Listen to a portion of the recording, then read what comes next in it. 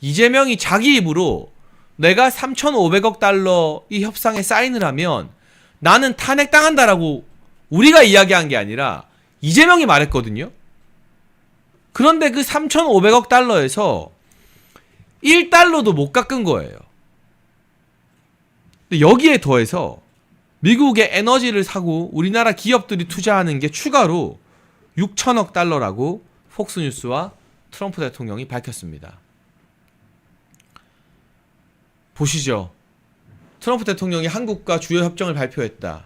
한국은 미국 에너지에 6천억 달러를 투자하고 관세를 인하한다. 그리고 3,500억 달러를 지불한다. 그 대신 핵 추진 잠수함 승인을 받는다. 우리가 지금 3,500억 달러에서 1원도 못 깎았다는 거에도 주목을 해야 되지만 6천억 달러 기업 투자를 보장해줬다. 제가 이거 구체적인 리스트 지금 확보했거든요. 이게 사실은 우리나라 언론이 정상적인 언론이라면 더 충격을 받고 제대로 집중 취재하고 보도해야 될 내용입니다. 목요일의 남자 목격자 K님, 이 협상 잘된 협상이라고 국익의 관점에서 이야기할 수 있습니까? 정신 나간 것 같아요. 저는 지금 전체적인 총평을 하고 있는데 아니 뭐 9,500억 원 주나요? 아니죠. 그것도 큰 돈인데 아니에요. 아니잖아요. 9,500억 달러. 그러니까 지금 우리가 현금으로 주는 거는 2천억 달러 주기로 했으니까 외환 문제가 없다라고 하기에는 민간 투자 6천억 원이 엄청 커요. 그러니까 요즘 우리 외환 보유고가 지금 5천억도 안 되는데 4천억 달러대인데 그것도 왔다 갔다 하죠. 제일 문제가 이거죠. 우리나라가 원래 그 달러를 많이 모을 수 있는 달러가 들어오는 것도 있고 나가는 게 있잖아요. 들어오는 게 어디서 들어와요? 수출 기업이 돈을 벌어가지고 들어오잖아요.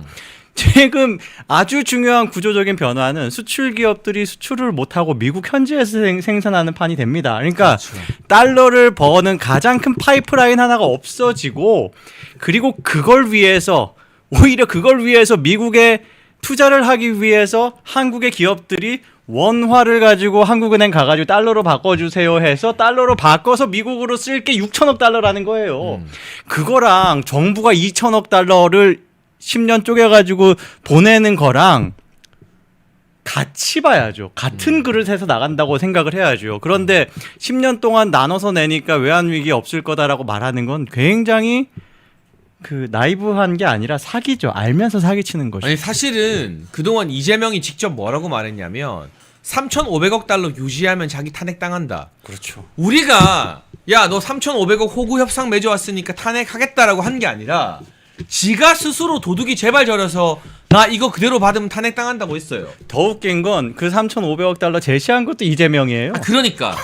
그런데 여러분 언론 보도 보시면 아시겠지만 한덕수 최상목 조가 협상할 때요. 네. 대행 체제에서 그렇죠. 1,000억 달러가 왔다 갔다 하는 협상 그러니까 아니었어요. 그것도 정부가 현금으로 꽂아준다가 아니라 전체가 기업이 투자하는 거 어떤 뭐 투자 유발 효과 다 합쳐가지고 1,200억 달러 정도 뭐 그 정도 얘기하더라고요. 그러니까 한덕수의 1,000억이 이재명의 3,500억으로 늘어났는데 그 이유는 뭐냐? 너 좌파고 너 쎄쎄니까 너 돈 더 내라는 거잖아요. 정확히 그거죠. 그럼 이걸 늘린 것도 이재명이고 늘려놓고 감당 못하니까 나 이거 탄핵당한다 했던 것도 이재명인데 1달러도 못 갚고 어쨌든 3,500억 그대로 인정해줬어요. 그런데 이거 200억 10년 할부로 하면 뭐 이게 탄핵당할 게 탄핵 안 당하는 이슈가 되는 겁니까? 다 떠나서 지금 이걸 우리가 뭐 협상을 잘했다라고 이야기하려면 뭘 이제 제시를 해야 되냐면 미국 측의 요구가 얼마였고 그걸 얼마나 깎았는지 가져와야 돼요. 보니까 바로 하루 전날 뉴스입니다. 거기에서 김정관이 어떤 식으로 인터뷰를 했냐면 2천억 달러를 미국이 요구하는데 그걸 8년 동안 나눠서 내라 그래가지고 너무 지나치게 큰 금액이다. 외환위기 온다. 그래서 우리는 뭘 제시하고 있냐. 70억 달러씩 10년에서 700억 달러 주기로 지금 우리는 제시를 했다라고 자기가 이야기했습니다. 네. 그런데 그 다음날 2천억 달러 고스란히 다 주는데 기간만 10년으로 늘어난 거예요. 그게 잘한 협상입니까? 지금 미국이 달라고 하지도 않은 거를 자기가 먼저 제시했고 그 다음에 이어진 협상에서도 미국이 그래 이 중에서 3,500억 달러 중에서 2천억 달러 정도만 현금으로 내라고 해서 그렇게 한 거예요. 그러니까 트럼프가 요구하는 거 다 들어준 거예요. 다 들어준 거. 그런데 뭘 협상을 했다는 겁니까? 제가 오면서 보니까 기사가 그 김남준인 것 같은데 대변인이 이렇게 이야기해요. 미국 트럼프도 지금 대한민국이 관세 협상 제일 잘했다라고 이야기하더라라고 합니다. 아 그거는 미국 입장에서는 너무 만족스러운 것이 당연하지. 네. 정말 당연하지. 아니 우리한테 자꾸 꽂아주는데 아니 올 때마다 뭘 자꾸 가져오는데 애초에 3,500억 달러 얘기할 때도 그때도 에너지 투자는 또 별도예요. 1,000억 달러 정도 별도로 이야기하고 조선도 별도로 이야기하고 했었습니다. 그러면서 그때 5,000억 달러가 넘는 다 합산하고 나면 그 정도의 규모가 됐었는데 이번에는 더 커졌어요. 9,500억 달러. 참. 그러니까 이게 트럼프 대통령이 이재명을 칭찬하는 건 그만큼 이재명의 약점인 친중 노선이나 맞아요. 뭐 미친 특검을 막 정치 보복에 활용하는 것들을 이용해서 미국은 만족스럽게 어마어마한 숫자를 뜯어간 거예요. 맞아요. 근데 사실은 우리가 잘한 협상이면 트럼프 대통령이 입이 삐쭉 나와야 돼요. 그렇죠. 아 이게 우리가 한국한테 미치는 장사했다, 손해보는 장사했다. 그치만 어떡하냐 동맹인데 이 이야기가 나와야 되는데 너무 만족해서 돌아갔다는 건 아니 만족해서 돌아간 정도가 아니라 그 영어로 헤일이라고 표현을 합니다. 네. 아주 자기 스스로 자화자찬 아주 극찬을 했어요. 내가 이만큼 가져왔다라고 바로 트루스 소셜에 올리고 그리고 백악관에서 팩트 시트를 이제 배포를 해가지고 네. 얼마나 많은 것들을 지금 투자를 끌어왔는지를 자랑을 합니다. 그게 트럼프가 그렇게 한다는 게 우리가 완전히 호구 잡혔다는 의미죠. 그러니까 전체 총액을 떠나서 유럽연합이나 일본에 대비했을 때 전체 경제 규모나 외환 보유고 대비 우리가 훨씬 더 많은 돈을 지불하는 건 사실이거든요. 그렇죠. 그리고 여러분 우리 관세가 15%로 떨어진 게 아니라 우리는 0%였던 게 15가 된 거고요. 일본이나 EU는 2.5였던 게 15가 된 거예요. 그렇죠. 그럼 우리는 이 돈을 내고도 그동안 누렸던 FTA 효과가 사라진 거니까 마이너스 2.5가 된 거예요. 우리는 그러니까요. 2.5% 손해를 더 보는 거예요. 정확히 그렇습니다. 게다가, 이거는 예. 제가 야당이라서 헐뜯고 트집 잡는 게 아니라 숫자 그대로 팩트예요. 요즘 같은 세상에 제가 없는 말 하잖아요. 바로 멸콩TV 노란 딱지 붙고 수익 그렇죠. 정지 붙고 우리 바로 고발당해요. 그냥 있는 그대로 숫자로만 이야기하는 거예요. 그리고 또 한 가지 한국 정부에서 그동안 이재명이 막 폴폴 연기를 피웠던 게 우리가 그럼 돈 많이 주는 대신에 외환 보유고 안정을 위해서 통화 스와프라도 받아올 것처럼 이야기를 했어요. 그렇죠. 그래서 이 정부와 정부 사이에 통화 스와프가 안 되면 미국 재무부 베센트 장관이 가지고 있는 룸으로 통화 스와프 정도는 약식으로라도 하지 않을까 했는데 그거 1원 방구 언급도 안 되고 말짱 도루묵. 지금 통화 스와프에 대해서는 아예 아무것도 진행이 되지 않고 있습니다. 그러니까 우리가 미국과 관계에서 이렇게 통화 스와프를 우리가 요구했을 때 안 받아들여진 적이 있나 싶어요. 그 과거에 이제 리먼 사태 때 글로벌 차원의 금융 위기가 있을 때 우리나라는 그때 오히려 흑자가 났었거든요. 네. 경제 성장을 했거든. 전 세계가 마이너스 5% 10%막 찍을 때요. 그때 그렇게 할 수 있었던 가장 결정적인 우리의 어떻게 보면은 비결이 바로 통화 스와프였습니다. 네. 이명박이 그때 즉시 통화 스와프를 체결해가지고 그걸 해결했어요. 그러니까 미국이라는 동맹은 대한민국이 위기에 있으면 얼마든지 도와주고 싶었던 나라거든요. 그런데 지금 이 상황에서 미국이 통화 스와프를 한다고 미국이 돈 드는 게 아닙니다. 그렇죠. 예, 네. 서로 간에 이제 연결해서 보증을 하는 그런 개념이기 때문에 그렇다고 해서 미국이 막 나중에 뭐 돈 떼이고 이런 개념도 아니거든요. 그것마저도 안 해준다는 건 한번 보세요. 통화 스와프를 공짜로 받은 나라가 있어요. 아르헨티나. 바로 그렇죠. 왜 그렇습니까? 아르헨티나 대통령이 보수 우파고 트럼프 대통령과 관계가 좋기 때문에 그렇죠. 그 이유 말고 다른 이유가 하나 없어요. 아예 없어요. 네. 트럼프가 대놓고 이야기하고 실제로 그 밀레이 대통령도 대놓고 이야기합니다. 저희가 아르헨티나의 트럼프가 되겠다라고 이야기하고 그리고 미국에 대해서 트럼프의 정책에 대해서 어마어마하게 칭찬을 하니까 트럼프가 그걸 보고 정말 우호감이 생기기 때문에 나는 저 아르헨티나에 그냥 통화 스와프 해주겠다. 그리고 도와줄 거 다 도와주겠다. 그런데 우파가 이번 선거에서 승리하지 못하면 그거 안 해준다라고 하니까 그 선거 이겼잖아요. 맞아요. 우파가. 네. 그러니까 오로지 대한민국은 지금 친중 좌파가 정권을 잡고 있다는 것만이 지금 우리가 받고 있는 이 모든 불행의 원인이다. 그리고 또 한 가지를 제가 지적을 해야겠습니다. 러트닉 상무부 장관이 한국은 미국산 모든 상품을 100% 개방한다고 했어요. 그렇죠. 그런데 우리는 농축산물 추가 개방은 없다고 했어요. 도대체 누구 말이 맞는 거야? 누구 말이 맞겠어요? 왜 이런 사단이 일어나냐면 공동 선언문이나 합의문이 발표가 안 돼서 그래요. 맞아. 예. 그러니까 이게 장동혁 대표가 오늘 잘 지적한 것처럼 우리가 국익에 회방 놓을 생각 없다. 잘한 거면 잘했다, 못한 거면 못했다 우리가 말하겠다. 그런데 제발 좀 그놈의 문서 좀 공개해라. 뭐가 합의됐는지 미국과 한국말이 맨날 다르니까 뭘 평가를 할 수가 없다. 공동 합의문 공개되면 그 디테일 속에서 어떤 양보를 더했는지 우리가 누가 거짓말을 했는지 그때 가서 따져볼 수밖에 없는 거거든요. 그러니까 지금 결정적인 어떤 뭐 발언 차이가 명확한 게 지금 이야기한 100% 시장 개방. 그러니까 100% 시장 개방에 농축수산물이 빠지겠습니까? 농축수산물이 빠질 수가 없죠. 그러니까 지금 대한민국이 미국에 대해서 이제 지금 수입에 쿼터제를 하거나 수입을 안 하고 있거나 혹은 더 이제 높은 검역을 가지고 있는 건 딱 그거 쌀하고 쇠고기예요. 다른 거 없어요. 그런데 굳이 100%를 이야기한 건 쌀하고 쇠고기를 암시한 겁니다. 이미 8월 달에도 있잖아요.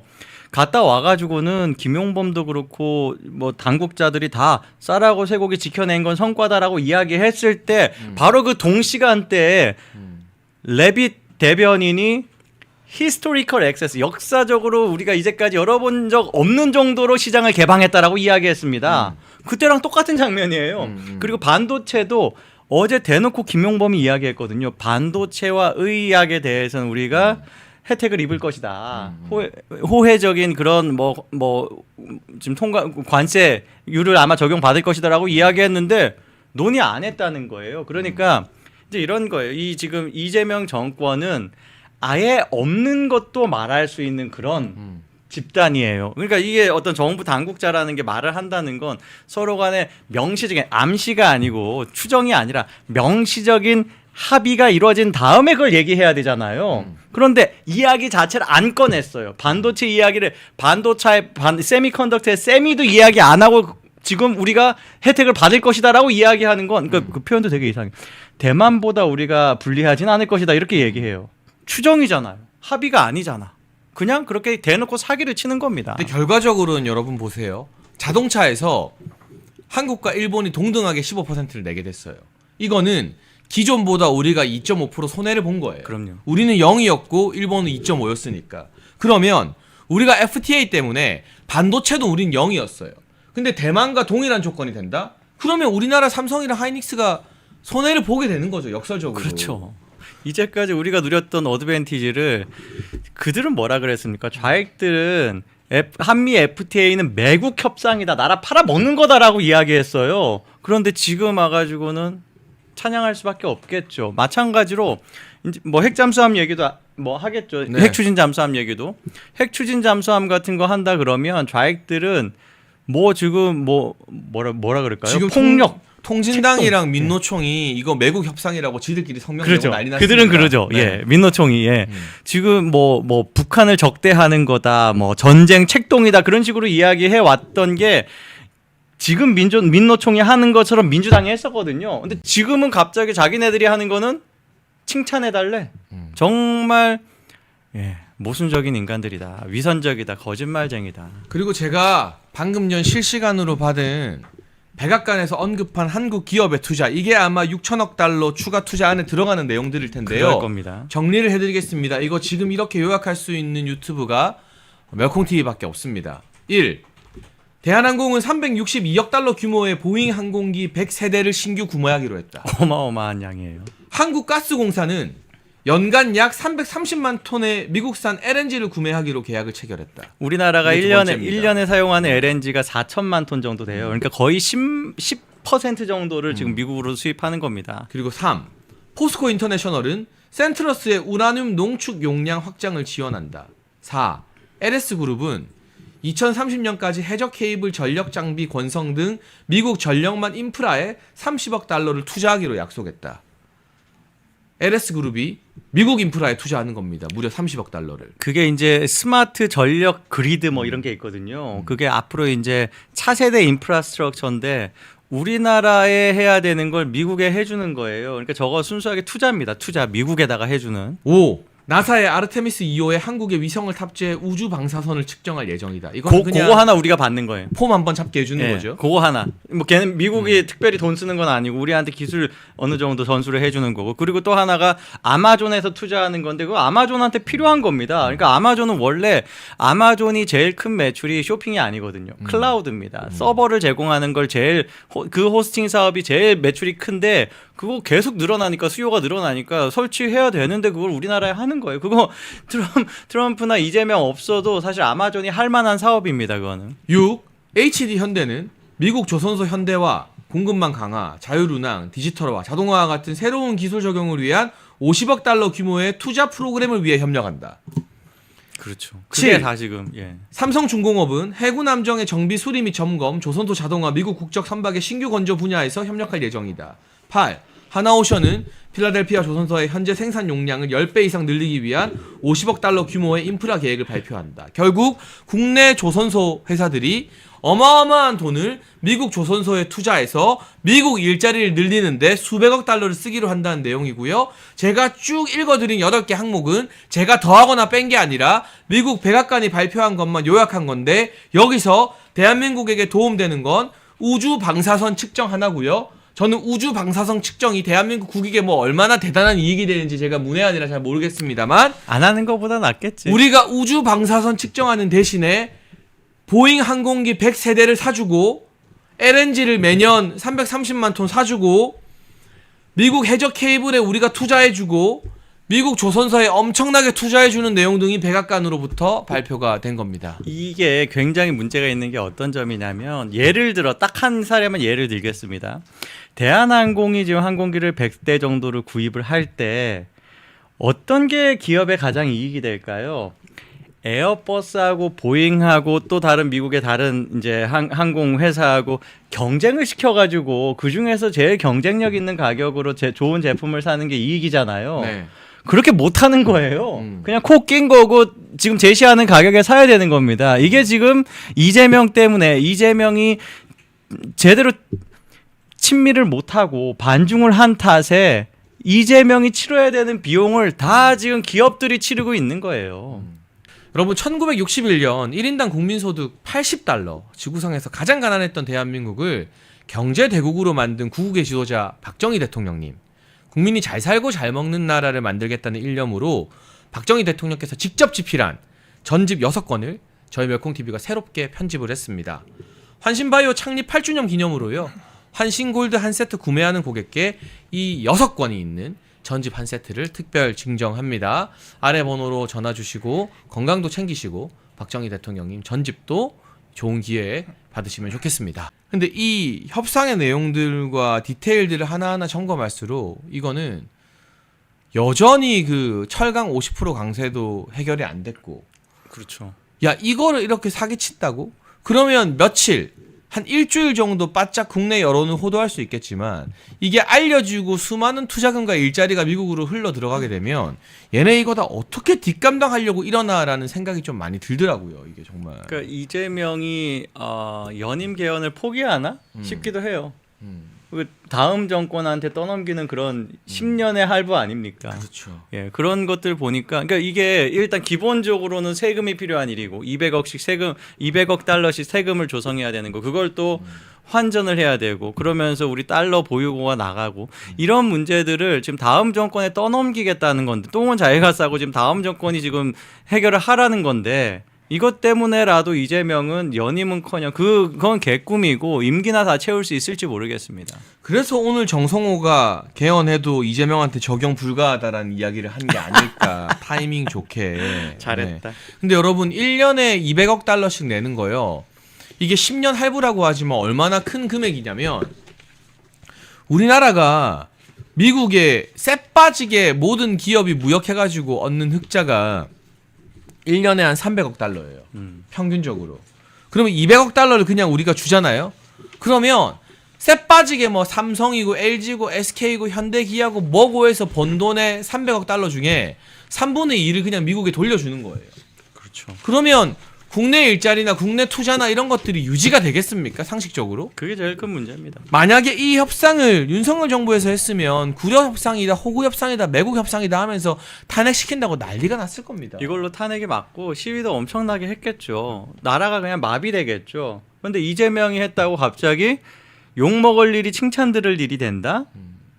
예, 과연 대한민국 버텨낼까요? 이래가지고. 그러니까 정말 가장 좌절되는 게 가치가 전도되어 버리는 거. 잘못한 건 잘못한 거고 잘한 건 잘한 건데 그냥 그러니까 이번에 이재명이 대놓고 작전을 짰어요. 뭐냐면 이 어떤 그 타결의 효과를 긍정적으로만 비치게 만들고 또 그게 더 드라마틱하게 보이려고 바로 전날까지 이번 에이펙 계기로는 그게 어렵다라고 계속 이야기했거든요. 그런데 아주 묘한 게 미국 백악관에서 트럼프 대통령이 직접 말하기도 했고 다른 관리들도 에이펙 지금 거의 근접했다. 곧 발표할 거다라고 이야기했습니다. 지금 발표된 걸 보니까 우리는 거짓말했고 블러핑한 거고 미국은 발표를 했으니까 그러니까 지금 이재명 같은 경우는 어떤 스타일이냐 국민을 상대로 블러핑을 해요. 자기한테 최대 이익이 되게 정치적으로 최대 이익이 되게 하기 위해서 지금 거의 근접한 걸 아무것도 안 된 것처럼 이야기한 거거든요. 그것 때문에 언론도 그렇고 국민도 그렇고 일부 그러니까 뭐 예를 들면 이제 뭐 극자 괴딸들 같은 경우는 뭘 해도 다 찬양을 하지만 중간에서 스윙하는 사람들은 헷갈리는 거예요. 안 되는 걸 이뤄냈네? 라고 이야기하는 거죠. 만일 안 되는 상황이었다면 이제 이런 거여야죠. 2천만 달러가 아니라 그거보다 더 깎으려고 하다 보니까 안 됐어야 되잖아요. 근데 안 깎았잖아요. 안 깎았는데 왜 안 될 이유가 있냐고. 미국에 해달라는 대로 다 해주는데. 그게 다 기만이었고 정치 쇼였습니다. 그리고 그걸 우리 국민들이 다 빨리 파악을 해야 돼요. 이 말도 안 되는 지금 칭찬을 하면 안 되는 우리가 지금 몰아내야 돼 탄핵해야 되는 그 상황을 지금 칭찬하고 있으니까 이런 상황에서 항상 그 뭐 장이 서면은 맨날 그 물건 파는 사람들 있잖아요. 이준석 같은 자들. 이준석은 지금 이거 잘했다고 칭찬하고 있습니다. 그러면서 밑도 끝도 없이 지금 트럼프가 윤석열을 구해줄 거라는 음모론 뭐 이러면서 또 까고 있어요. 뭐 하는 짓이에요. 그게 야당 역할입니까? 참 저는 핵잠수함 관련해서도 할 말이 많은데요. 제가 오늘 오전 방송에서 이 이야기를 지적하니까 민주당 패널이 전국을 찔렸다는 듯이 움찔하면서 와 이거는 진짜 대답하기 어렵다라고 솔직하게 토로를 하더라고요. 어떻게 말씀하세요? 이게 뭐냐면 핵 추진 잠수함 건조 허가 받은 거 이거 자체가 나쁜 일은 아닙니다. 여러분 우리가 이 민주당과 싸우고 이재명과 싸울 때 제가 방송 나갈 때도 저 무조건 억지 쓰고 다 잘못했다 하지 않아요. 그럼요. 우리는 좌파들이랑 다르니까. 근데 숨어있는 그림을 봐야 된다. 트럼프 대통령은 일기 때도요. 그 미국이 동맹들을 지켜주는 비용을 줄이기 위해서 미사일 규제나 이런 것들을 되게 많이 풀어주는 편이었어요. 그럼 이번에 핵 추진 잠수함 건조를 풀어주면서 이거 지금 말씀하시는 것처럼 필라델피아 조선소에서 건조하니까 여기 들어가는 뭐 일자리나 이런 것들 다 아마 미국 몫이 될 텐데 필라델피아 하면 하나오션인 거예요. 하나오션이죠. 하나오션이 네. 건조를 하는 거를 미국에 다 갖다 준 겁니다. 근데 여기에 숨어 있는 게 뭐냐? 우리가 방위비 분담금이나 미국 무기를 얼마나 더 사게 되는지가 지금 숨어져 있어요. 이재명이 트럼프 대통령 만나는 모두 발언에서 우리 앞으로 방위비 분담금 더 낼 거다. 그리고 국방비 GDP 대비 더 올릴 거다라는 이야기를 했거든요. 그런데 벌써 3조 원 규모의 미국 무인 경보기를 우리가 사기로 했다라는 이야기도 나오고 있고요. 언론 보도와 국민의힘 의원들의 질의 과정에서 방위비 분담금이 대폭 올라가고 우리가 미국산 무기를 그동안은 미군의 전략 자산으로 우리 돈을 안 내고 커버 쳤던 것들을 다 우리가 돈 내고 사야 되는 거면 이로 인한 지출이 우리 경제에 타격을 줄 정도로 어마어마할지도 모르는데 그런 구체적인 내용 방위비 분담금 대체 얼마 더 내는 거야? 우리 국방비 얼마 더 내는 거야? 미국 무기 얼마 더 사는 거야? 최소 조 단위일 텐데 그런 건 전부 다 공개하지 않고 베일에 쌓여 있고 핵 추진 잠수함 건조 허가만 받아냈다? 이거 하나만 잘한 협상인 것처럼 말하는 것은 맞지 않다. 그 핵 추진 잠수함 같은 경우도 대한민국이 먼저 이야기한 게 아니에요. 일본이 이미 먼저 이야기했죠. 그것도 있고 네. 그거는 이제 일본 파트고 우리나라의 핵 추진 잠수함에 대해서는 미국에 미군 인도태평양 사령부가 있습니다. 거기 사령관이 대한민국의 핵 추진 잠수함의 필요에 대해서 한번 이제 필요하면 논의를 해야 된다라고 이야기를 했어요. 이미 그게 작년 여름이에요. 작년 여름이고 해당하는 그 발언에 대해서 대통령실에서 언론에 알리면서 이런 발언이 있으니까 이제 보도할 수 있도록 안내를 했습니다. 그 얘기는 뭐냐? 그냥 가만히 있어도 미국이 우리가 갖기 원해가지고 우리 스스로 개발할 수 있는, 그러니까 핵 추진 잠수함을 만들 수 있냐 없냐는 기술의 문제가 아니에요. 우리가 핵을 연료로 한 추진체를 만들 수가 있습니다. 그건 SMR 기술하고 다 비슷한 계통으로 우리가 이미 각각 이제 해당하는 분야에서 꽤 고도화되어 있어요. 이거 군사적으로 어떻게 활용하느냐, 그런 응용에 대한 부분만 어떻게 보면 미국의 도움을 받을 수 있다면 좋은 거죠. 그리고 잠수함 건조 기술도 우리나라가 전 세계 최고도 이제 선진국입니다. 그래서 우리가 만들 수 있는데 원자력 협정 때문에 그동안 못 사용한 거거든요. 그걸 미국 스스로 이제는 풀어줄 때가 됐다. 이유가 뭐냐? 북한이 핵 추진 잠수함을 개발을 시작하기 때문인 거거든요. 그렇죠. 네. 거기에 한국이 스스로 대응할 수 있도록 원래 미국이 해주고 싶었던 거예요. 작년 7월은 무슨 정권이에요? 트럼프 정권도 아니에요. 네. 바이든 정권이에요. 그러니까 미국이 그 어떤 그 정권에 따라서 부침이 없는 일관적으로 이 글로벌 군사적인 어떤 태세를 만들어가는 어떤 계획을 짜가는 과정에서 대한민국이 스스로 핵 추진 잠수함 가지는 거는 자연스럽게 튀어 올라오는 이슈였습니다. 그거를 이재명이 이걸 또 쇼를 한 거잖아요. 굳이 모두 발언에서 그 이야기를 꺼냈어요. 그건 이런 거는 같이 트럼프 대통령을 같이 우리가 이걸 하기로 했습니다라고 같이 발표를 해야지 자기 혼자 인사말하는 자리에서 그걸 불쑥 꺼냈습니다. 그것 자체가 제 예상에는 핵 추진 잠수함 우리가 부탁해서 받았다기보다는 미국 스스로 너네들이 이제 이 정도는 해야지 나중에 어떤 전자권 전환이라든가 이런 거 할 수 있는 거 아니야라고 먼저 제시했을 것 같거든요. 그걸 자기 걸로 만들고 자기 공으로 만들기 위해서 쇼를 한 것이 아닌가가 제 의심이에요. 그래서 아무도 지적하지 않고 있는 방위비 분담금과 국방비 인상 폭이 어느 정도일지 그 이면을 살펴봐야 되고, 또 하나가 지금 모케이님이 말한 전자권 환수인데요. 미국에서 지금 전자권 환수 좋은 아이디어다라고 하고 있잖아요. 이게 어떻게 보면 그래 우린 이제 책임 안 질게, 너네가 가져가서 우리 무기 왕창 사고 우리 전략자산 왕창 사서 너네 알아서 해, 비용을 더 내, 결국에는 국방비 돈 더 내라는 말인 거거든요. 이게 똑같은 장면인 게 노무현 정권 때도 전자권 전환 이야기가 나오니까 미국이 바로 한 게 그건 안 돼요라고 하지 않아요. 굉장히 뭐 명분 있게 자기 주권을 내세우는 것처럼 가져오니까 미국이 그냥 청구서 내미는 겁니다. 그러니까요. 너네가 전자권을 환수를 하려면 이걸 다 갖춰야 되는데, 왜냐? 전자권은 미군하고 대한민국이 하나 조인트로 묶여 있는 거 아니에요. 미군을 책임지려면 너네가 이 정도 수준의 정찰 자산이라든가 군사적 운용 능력을 가지고 있어야 된다라는 거를 그때 청구서를 내밀었어요. 그랬더니 노무현 정권이 어떻게 했냐? 그건 못하겠다라고 했습니다. 그런데 비슷한 상황이 또 벌어졌을 것 같은데 이재명 정권은 어떻게 하냐? 국익을 생각한다면 미군을 최대한 활용하는 게 자연스러운 거죠. 근데 이재명은 그것보다 내가 이걸 해냈다라고 이야기하고 싶고 전자권 환수 이후에 그 다음 또 플랜이 있는 것 같아요. 그러니까 뭘 하냐? 빚 내면 되잖아. 우리가 국채 그냥 만들면 되잖아. 국채 지금 GDP의 60%도 안 되잖아. 국채 GDP의 100% 만들어 버리지라는 생각으로 국민들 경제적 어떤 형편 상관없이 그냥 우리가 다 살게요 했을 것 같은 거예요. 그걸 또 업적화로 또 사기를 칠 것 같고, 한동훈 같은 해당 행위자들이 국민의힘 내에서도 이런 그 좌파 언론사들 프레임에 이용하는 거, 노리개 역할하는 게 더 우리한테 취약점이 되는 것이지, 아예 분리되면 그냥 각자 도생이에요. 그냥 가버리는 게 훨씬 이득이고, 그러니까 저는 진짜 한동훈계가 그나마 한동훈이니까 108석 했다 이런 얘기 하잖아요. 역대 우리 정당이 박근혜 정권 탄핵 직후 선거 제외하고는 108석을 해본 적이 없습니다. 집권하고 나서 108석을 했다라고 하는 건 정당사 유례가 없는 패배예요. 근데 그런 성적표를 가져와가지고 자기가 그나마 한동훈 있었으니까, 우리 당은 제가 이건 지역에 대한 평가가 아니라 TKPK 한 60석 나오죠. 비례대표 한 18석, 20석 나오죠. 강원도랑 강남 3구랑 서울 일대, 그리고 이제 충청권에 정권에서 30석만 얻어도 110석이 상수로 가져갈 수 있는 정당. 그렇죠. 그런 정당에서 108석을 했으면 상수만큼도 못한 건데 뭘 잘했다고 본인 덕분에 108석을 얻었니 못 얻었니 그런 얘기를 합니까?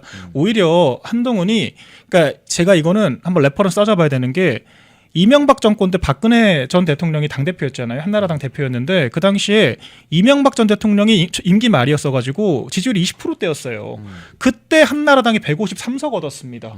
윤석열 전 대통령 지지율 당시 40%대였거든요. 총선 때 40%대 지지율 가지고 108석을 한 거예요. 박근혜 전 대통령은 20%대 정권에서 여당 대표로 153석 했고 한동훈은 40%대 대통령을 보유하고 있는 정당에서 108석 했고 이거는 순전히 본인 능력치의 문제죠. 실제로 이거에 연역적으로 보더라도 아니 우리가 민생 토론회니 뭐니 24첩 방상 다 깔아줬는데 거기 그 정책 여당 프리미엄 다 포기하고 본인이 이종섭 황상무가 어쩌고 디올백이 어쩌고 자해만 하지 않았습니까? 그래가지고 선거 말아먹은 건데 무슨 남 탓을 합니까? 한동훈이라고 하는 사람들을 그 개파 자체가 선거의 시의자도 모르는 사람들이에요. 그러니까 저런 말 같지도 않은 소리 하는 거고 제가 단언컨대 우리 오늘 당장 총선에도 제가 봤을 때 120석은 얻습니다. 108석이라고 하는 그 스코어를 받은 순간 한동훈은 이미 정치인 자질이 없다라고 하는 거를 온몸으로 보여준 거예요. 그 주제 파악을 해야죠. 윤통 때문이래잖아요. 대통령실 아이고. 때문에 선거 말아먹은 걸 한동훈이 그나마 108석으로 지켰다라는 게 그 한가발 떨거지들의 일관된 주장이잖아요. 박근혜 한나라당 대표가 그딴 식으로 정권 탓하고 남 탓했으면 153석 했겠습니까? 그러니까 훨씬 더 열악한 환경 정권 말에 레임덕 대통령을 데리고도 153석 했어요. 박근혜 전 대통령은. 근데 임기 2년 차에 멀쩡한 지지율 가지고 있는 대통령 모시고 108석 했으면서 무슨 남 탓을 합니까? 남 탓밖에 할 줄 모르는 거죠. 참. 황당합니다 진짜. 저는 아까 제가 이야기한 윤희석 전 대변인 언급 중에 한동훈 뭐 기호 2번 말고 다른 걸로도 출마할 수 있다. 이게 소위 말하는 신당 창당이나 무소속 협박인데요. 이게 또 웃긴 이야기를 해요. 한동훈을 징계하면은 국민의힘이 이준석 의원 개혁신당과 어떻게 연대할 수 있느냐. 근데 일단 제가 파악한 바로 이준석 대표와 개혁신당이 제일 싫어하는 정치인 한 명만 꼽으라면 한동훈이고요. 이건 제가 공식 비공식 선상에서 너무 많은 이 근거들을 가지고 있어서 오히려 한동훈을 제거하고 날리는 게 그 국민의힘과 개혁신당의 선거 연대에는 도움이 되면 됐지 방해가 될 일은 아니다. 야, 그리고 오만 걸 다 끄집어내네요. 무소속은요 진짜 깡이 있어야 나올 수 있어요. 그럼요. 저처럼 그쵸. 눈이 뒤집히고 황소처럼 이거 너무 억울하고 말도 안 되는데 들이받는 깡이 있어야 되는데 그러니까요. 평생 꽃길에서 온실 속 화초처럼 자랐던 한동훈이 그럴 깡이 있을까요? 아이고 지금도 법무부 장관 제가 그 전 죽을 자리라고 하는 말이 뭔 말인지 알거든요. 비대위원장 자기 하기 싫었는데 자기 그냥 총리 시켜주지 왜 비대위원장 죽을 자리 보냈냐 지금 이딴 그지 같은 얘기를 하는 거예요. 그리고 비례대표 10번 받고 싶었잖아요. 그러니까요. 비례대표 받고 싶었는데 왜 선거 못 나오게 했느냐 아이고. 이 이야기를 하는 건데 한동훈은 얼마나 새 가슴이냐면 사실은 한동훈이 법무부 장관일 때 종로 출마라는 이야기가 뉴스에 쫙 돌았어요. 네. 그게 그리고 이 당 지도부나 대통령실 수뇌부의 의중이기도 했어요. 그랬죠. 그때는 그랬죠. 뭐 비대위원장으로 와서 배신하기 전이니까. 네. 근데 종로 정치 1번지고 사실은 종로 출마시켜준다고 하면 손들 사람들이 얼마나 많은데 아, 그럼요. 거기는 당선이 확실하지 않으니까 그거 싫어서 벌벌 떨면서 그 측근들이 저 같은 사람한테 연락해서 종로는 안 된다. 비례 10번 이야기해라. 윤희석도 그 타이밍에 비례 10번 이야기했죠. 에휴. 종로도 쫄아가지고 못 나가는 양반이 무소속 웃기고 앉아있는 한번 나와봐. 그 깡이 있나. 그러니까 무소속은 뭐 아무나 하나? 무소속 완주는? 진짜 한심합니다. 그 죽을 자리 제가 조금 풀어 설명드리면은 한동훈은 원래 그 국회의원은 원오브 댐이라고 생각을 했고 그랬죠? 자기는 그 법무부 장관 그리고 총리 임명직 거쳐서 서울시장 나갔다가 검찰 정권 2번 연속 국민들이 안 뽑아준다 이거예요. 본인 생각에도. 그래서 이재명이 한 번 하고 차차기 나가겠다. 이게 한동훈의 플랜이었던 걸로 저는 알고 서울시장으로 있습니다. 이렇게 좀 자리를 잡고 그러니까 그렇죠? 법무부 장관, 총리, 서울시장 그다음 대권. 아주 그냥 꿈이 온팡지죠. 본인이 뭐라고. 그러니까 이건 실제로 박민영 대변인 카더라가 아니라 예. 저도 당시에 접했던 한동훈 주변 측근들이 갖고 있던 시나리오예요. 맞아요. 그러니까 그게 공연이 돌던 이야기였습니다. 한동훈이 직접 얘기를 한 바라고 전 전에 들었고 그리고 그래서 이게 너무 웃기잖아요. 본인이 뭔데 총리를 합니까? 본인이 무슨 정책 역량, 행정 역량이 있다고 지금 당대표로 선거 공약도 못 만드는 인간이 행정 절차를 가지고 집행할 수 있겠어요? 못해요. 그냥 쇼만 하겠죠. 총리 그냥 국정감사 나가가지고 퍼포먼스나 하려고 하겠죠. 그러니까 그런 인간을 총리를 만들 수도 없고 명분도 없고 윤 대통령이 그렇게 얘기한 거예요. 그러면 선거 나가서 이기고 와라. 이기고 내각으로 돌아와라. 임명해 줄 테니까. 아니 윤 대통령이 얼마나 합리적인 얘기를 했습니까? 성과를 보이라는 거예요. 지금까지 낙하산으로만 있었지 않습니까? 그랬는데 그 선거를 본인이 그 자기 분에 못 이겨서 전화도 안 받고 무슨 마리 앙토네트 같은 내부 총질이나 하고 기싸움 하다가 말아먹었잖아요. 본인이 자살을 한 거죠. 죽을 자리를 보낸 게 아니라. 근데 그거 지금까지 그 응분이 남아 있어가지고 자기가 총리하면 되는데 총리를 누가 시켜줍니까? 대통령이 시켜주잖아요. 그러니까 자기 하고 싶은 것만 하고 자기 그냥 꽃길만 걸으려고 하고 지금 걷는 꽃길도 만족 못해서 더 좋은 거 달라고 하는 그런 그 베이비시터들한테 악망만 하는 게 한동훈의 수준이죠. 그러니까 제가 들어보니까요. 한동훈이요. 지가 대단하게 희생하는 척하면서 선거 출마를 안 했잖아요. 근데 이게 자기는 종로 나가기는 싫고 네. 그러니까 뭔가 상징성 있는 지역 나가기는 싫고 비례 10번 받아서 꽁으로 국회의원 하고 싶었는데 그게 약간 대통령실이나 이런 데서 좀 부정적 기류가 있었대요. 그렇죠. 그러니까 자기 비례 10번 안 줬다고 겉으로는 자기가 스스로 국회의원직을 포기한 것처럼 출마를 안 한 것처럼 했지만 삐진 거야. 그때부터. 전혀 아니죠. 그쵸, 그게 그쵸. 아마 네. 그 꽁하게 삐져가지고 비대위원 구성부터 사사건건 대통령과 갈등을 일으킨 주요 원인 중 하나였던 것 같아요. 네, 맞아요. 공짜로 금배지 달고 싶었던 거야. 근데 저도 지금 생각해보니까 그러네요. 왜냐하면 윤 대통령이 진짜 공명정대하게 선거를 하려고 했습니다. 이원모 비서관 같은 사실 대통령실 새끼들이잖아요. 강남 가려고 하니까 무슨 강남이냐. 다른 데 가서 경선해라. 그래가지고 사실 또 다른 용인으로 데로 간 용인으로 거잖아요. 갔잖아요. 그러니까 그럴 정도로 사실 자기 참모들한테도 냉정하게 객관적이고 공정한 경선 얘기를 했거든요. 심지어 윤핵관이라고 불리던 분들한테도 불출마해라 경선해라 그랬던 분이 윤 대통령입니다. 당연히 한동훈이라고 특혜를 줄 이유가 없죠. 애초에 비대위원장으로 아무튼 가서 고생을 하니 그것도 배려한 거죠. 근데 뭘 고생을 합니까? 공천권 휘두르는 총선 당대표 누구나 하고 싶어하는 자리인데 그 자리에서 근데 자기가 공간 열어달라고 비대위원장도 자기 맘대로 다 선임해버리고 그래놓고 말아먹은 거잖아요. 그러니까 결과적으로 윤 대통령은 공명정대하게 한 건데 왜 나 특혜 안 주냐고. 거기서 삐진 거거든요, 사실. 진짜 이렇게 무가치한 사람이 있습니까? 실적은 없고 퍼포먼스는 없는데 딱 제가 민노총에 비하면 딱 맞아요. 365일 파업만 하면서 임금 성과 내면은 개선 장군처럼 쳐들어와가지고 일은 하루도 안 하고 월급만 축 내는 딱 그런 수준의 존재라고 저는 보여집니다. 근데 박민영 대변인과 수요일 방송을 할 때마다 예. 느끼는데 다른 데 나가면 박민영 대변인 말이 이 정도로 빠르진 않거든요. 근데 좀 이제 불단하죠. 멸콩에 오면 진짜 야생마가 돼서 입에 모터를 달아. 거의 랩이야, 랩. 그래가지고 우리 멸콩 시청자 중에 약간 연령이 있으신 어르신들은 이거를 그 재생하실 때 여러분 박민영 대변인 나오는 수요일은 0.5배속. 네. 조금 천천히 재생하는 게 있습니다. 물어보셔서 0.5배속으로 들으시기를 권합니다. 그러면 아마 정상 속도로 들리실 거예요. 네. 조금 조절해 보겠습니다. 아니에요. 저는 좋아요. 아니 일주일에 하루는 이런 날도 있어야지. 그럼요. 제가 너무 또 스트레스 받아가지고. 여러분 방송 출연자와 진행자들이 시청자인 여러분을 위해서만 한다고 생각하지 마세요. 그건 고정관념이에요. 우리의 일주일의 스트레스를 풀기 위해서 우리도 이 방송을 하루 정도는 맞아요. 사유할 수도 있는 거예요. 네. 우리도 살아야지. 네. 아니, 정기 방송 나가면 저도 눈치라는 걸 좀 보기 때문에 그러니까 약간 안 보는 것 천천히 하잖아. 같지만 네. 안 보는 것 같지만 말을 많이 아끼고 이제 워딩도 순화를 하지만 이렇게 자유로운 시간이 있으면 이게 또 해소가 되는 거 아니겠습니까? 도박사님 슈퍼챗으로 응원 보내주셨고요. 두메이리어스님 박민영 대변인 있어서 힘이 난다. 이미영님도 응원의 슈퍼챗 보내주셨습니다. 근데 마지막으로 요 이야기를 좀 짚고 넘어가자면 네. 사실 이게 오늘 주제 에피타이저였는데 역시 박민영 대변인 나오니까 이걸로 30분을 하고 있어. 예. 이게 여러분 30분 지났어요? 와. 네. 제가 요새 유튜브 많이 나오고 예. 제가 OBS 경인 이제 공중파 방송이라 저도 계속 전해보고 있습니다. 뭐 CBS 네. 이런 거 나가는데 뭐 종편이나 보도 채널 같은 경우는 나왔다 안 나왔다 하고 막 하는데 지난주엔 JTBC 나왔고요. 네. 만약에 막말로 내가 방송 패널로 그냥 잘 나가고 싶고 방송 많이 해서 출연료 많이 받고 싶다? 그러면 제가 갑자기 페북에서 장동혁 대표 까면 돼요. 맞아요. 바로 그러면 바로 나한테 섭외 전화 줄이 와. 기사 도배됩니다. 친윤 장례찬이 뭐 강성 보수 정통 보수 장례찬이 예. 장동혁을 깠다. 뭐 보수 내분 국힘 그럼요. 흔들리나? 예. 제가 일주일 내내 방송 20개 30개 할 수 있어요. 진짜요.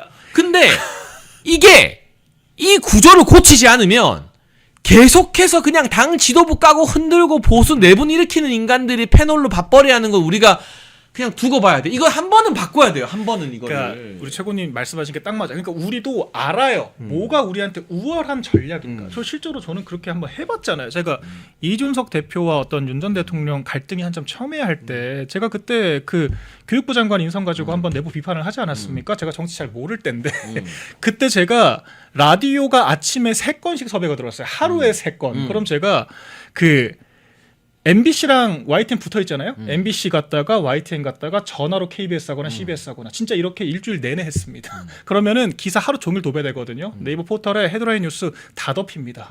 그걸 저희가 몰라서 안 하는 게 아니에요. 그렇게 하는 게 내부 조직을 망치는 일이고 그렇게 해봤자 문제가 해결되지 않고 결과적으로 우리가 정권을 잡고 선거를 이겨야 우리가 원하는 정치적인 비전도 설파할 수가 있는 거기 때문에 다 인내를 하는 것이고 안에서 문제 해결하는 거잖아요. 왜 우리 그걸 모르겠어요? 아는데 인내를 하는 거라고요. 그 사람들은 자기네들이 합리적인 게 아니라 그냥 하고 싶은 말 하는 거예요. 평론가처럼 하는 거고 자기네들이 좌파 언론사에서라도 섭외를 받고 싶어서 그렇게 해서는 안 될 일들을 하는 겁니다. 그럼 누가 제동을 걸어야 돼요? 당이 제동을 걸어야죠. 당이 그 사람들에 의해서 제일 손해를 입는 집단이잖아요. 이건 경각심을 가져야 되는 거고 그러니까 저희가 이렇게 인내하고 있다는 걸 알아주셨으면 좋겠습니다. 제가 알기로 그 한동훈 똘마니들 중에 원외 전직 대변인 사단이 네. 있잖아요. 네. 근데 그 중에 일부가 한동훈한테 정 떨어진 사람들이 있어요. 아 그래요. 근데 네. 지금 와서 그 사람들이 한동훈이랑 딴 길을 가면 나가던 방송에서 오히려 잘리게 되는 거야. 그러니까요. 그러니까 내가 이제 한동훈 게 안 하고 싶고 내가 이제 한동훈 내 싫은데 서운한 것도 많고 저 깜냥이 아닌데. 네. 근데 어쨌든 방송 출연을 계속하고 정치를 하려면 그렇죠. 그냥 당 지도부 까고 한동훈 편 드는 게 방송 나가는 비결이 되는 거니까 그렇죠. 이게 말이 되냐는 거고 이런 불합리한 구조 이런 억울한 구조를 중앙당이 직접 나서서 당의 기강을 잡고 징계하고 하는 것들로 바로 잡아주지 않으면 그렇죠. 이거는 이제 정치가 똑바로 설 수 없다는 거죠. 왜냐면 좌파 언론들은 그냥 주류 의견 대변하는 그런 흔한 패널들 필요 없다 이거예요. 너네들이 친 한동훈계고 내부 총질을 하니까 섭외 가치가 있는 거지. 그냥 그 주류 우리 대변인들 다 하는 얘기 그대로 읊조리는 그런 친한계가 왜 필요하냐. 이건 너무 단순한 논리거든요. 그러니까 계속 그렇게 내부 총질을 하는 패널만 저는 너무 놀란 게 MBC나 요새 JTBC 이런 데는 아예 2명을 다 친한계를 부르더라고요. 그러니까 CBS도 그래요. 직함도 없고 아니 송영훈 박상수 뭐 윤희석 박상수 이게 뭡니까? 그러니까 우리 당의 의견을 듣고 싶지 않다는 거예요. 근데 이거 반론권 보장 안 하는 거거든요. 그러니까 걔네가 어쨌든 국민의힘 당원이잖아요. 전직 대변인이고. 맞아요, 그러니까 맞아요. 아예 당원이 아니게 만들어야 돼. 당적 없으면 못 나갑니다. 그래야 네. 그렇게 부르기가 힘든 거죠. 그렇죠. 네. 그러니까 이거를 참 여러 가지 해결 방법들이 있는데 저희가 내부적으로 협의를 또 하고 있고요. 이제 저도 이제 패널로 직접 뛰어본 사람들이 또 물정을 알잖아요. 그래서 또 많은 아이디어를 드리고 있고 해결책을 정말 적극적으로 강구를 해야 됩니다. 저희 이제 그 미디어 특위 차원에서는 강력한 해결의 의지를 가지고 있습니다. 예, 내부적으로도 그런 의지를 서로 확인을 했고요. 그래서 아마 오는 11월 회의를 통해서 본격적으로 공론화가 되지 않을까 생각이 됩니다. 네, 그 이야기를 세게 해야 돼요. 네. 그냥 넘어가. 계속 해야 돼요. 계속. 좋은 게 좋은 거라고 네. 넘어가면 이 당이 정말 개판이 되는 겁니다. 좌파 언론사들한테 길들여지는 거예요. 우리 패널들 자체가. 거기서 MBC에서 장동혁 비판하세요 하고 앉아 있고 JTBC에서 민주당 박지훈 변호사도 이거 못 가겠다 하는데 장동혁 까고 있으니까 그 진행자들이 거의 애완견 바라보듯이 그렇죠. 그냥 사료 먹이 주는 거야 출연료로. 네. 그러면서 어유 잘하네 더해. 그렇죠. 근데 얼마나 이게 제가 박민영 대변인 페이스북에 댓글도 달았지만 예. 자존심 상해서 저는 그런 짓은 못 하겠거든요. 그럼요. 아니, 지들 주인의 모발만큼도 자존심이 없어. 그러니까 그게 자기 신념과 소신을 가지고 얘기하는 거면 뭐 한두 번 그러는 거면 뭐 그런가 보다 할 수 있는데 얘네들은 그냥 그게 자기 컨셉이고 아이템이고 자기 경쟁력이잖아요. 그러니까 민주당은 종편에 나오는 민주당 패널들도 민주당의 입장을 오로지 대변합니다. 왜 그러냐? 민주당은 그런 패널들밖에 없으니까 TV조선 채널A 같은 방송국들도 그 내부 총질을 해주는 수박 패널들 이른바 찾기 쉽지 않아요. 그러니까 거기는 섭외를 해도 다 자기 당의 입장이 반영이 됩니다. 그런데 우리 당은 그것 자체를 내부 총질을 자기 컨셉트 경쟁력으로 삼는 패널들이 있기 때문에 그 사람들이 그 시장 파이를 차지를 하는 거거든요. 민주당은요. 부끄러운 줄 알아야 돼요. 부끄러운 줄 알아야 돼요. 제가 패널 생활 열심히 오래 했잖아요. 민주당은요 당 성향이랑 다른 사람을 갖다 쓰잖아요. 네. 그러면 여러 국회의원들이 전화하고 난리 계속 난대요. 전화합니다. 얘는 왜 쓰냐? 이런 직함, 얘는 우리 당에서 준 직함 아닌데 왜 전직 직함 가지고 나가고 있냐? 오만 얘기를 다 합니다. 민주당은. 근데 예를 들면 MBC나 JTBC는 소통이 안 되겠죠. 그렇죠. 그리고 국민의힘이 전화하면 그거 가지고 난리를 칠 텐데 네. 적어도 소통이 되는 TV조선이나 채널A 예. 그리고 뭐 일부 보도 채널들 YTN 같은 연합뉴스 같은 그렇죠. 이런 데는 당 차원에서 현역 의원 미디어 특위로 치면 김장겸 위원장 이런 네. 사람들이 거기에 이제 보도본부장이든 진행자든 관계를 쌓고 그러니까 막 강압을 하라는 게 아니라 네. 만나서 회유하고 설득하고 우리 사람 써야 되는 거 아니냐 그게 공정한 거 아니냐 하는 노력을 귀찮아도 계속 해야 돼요. 그럼요. 근데 그 노력을 보이지 않는 노력을 민주당은 계속 해. 민주당 국회의원들은. 그렇죠. 계속 우리 당 국회의원들은 안 한다니까 그거를. 관심도 없습니다. 대부분은 관심도 없어요. 그러니까 저도 이제 모니터링하는 의원들 몇몇 분들 계세요. 나경원 의원 같은 분들은 진짜 꼼꼼하게 좀 하죠. 챙겨보시더라고요. 네, 그리고 네. 직접 잘한다 응원 전화도 주시고 맞아요. 네. 그런 분들이 사실 그나마 분위기를 잡아주시는 거고 대부분은 관심도 없고 뭐라고 생각하냐면 아니 뭐 농편 하다 보면은 좀 반박하기 힘들 때 자기 좀 의견을 보탤 수 있는 거 아니야? 진짜 나이브하게 보는 그건 의견을 보태는 게 아닙니다. 그 의견의 오차 범위를 이용해서 자기가 그 자기 정치 내부 총질을 하면서 자기 경쟁력을 그렇게 좌파 언론들한테 소구를 하는 거잖아요. 이건 명확하게 구분을 해야 되는 거죠. 그 제가 방송 나가서 인터뷰하고 뭐 패널로서 이야기하고 당의 입장을 적극 대변했을 때 그걸 챙겨보면서 가장 자주 격려 전화 오는 분이 나경원 의원, 이철규 맞아요. 의원이거든요. 네. 이철규 의원도 이거 꼼꼼하게 맞아요. 보고 막 제보 많이 꼼꼼하게 받고 보죠. 하기 때문에 네. 근데 이런 분들이 중심을 잡고 그 당 차원에서 미디어 특위 그러니까 원회에서 열심히 하는 것도 의미가 있지만 이런 네. 여론을 국회의원들이 방송국 프로그램 전담해가지고 적어도 맞습니다. 말 통하는 데는 맞아요. 네. 그 시사 프로 진행자들도 다 우리 당 의원들이랑 잘 아는 사이일 아, 거거든요. 그럼요. 연락하고 네. 아 걔네 좀 빼라.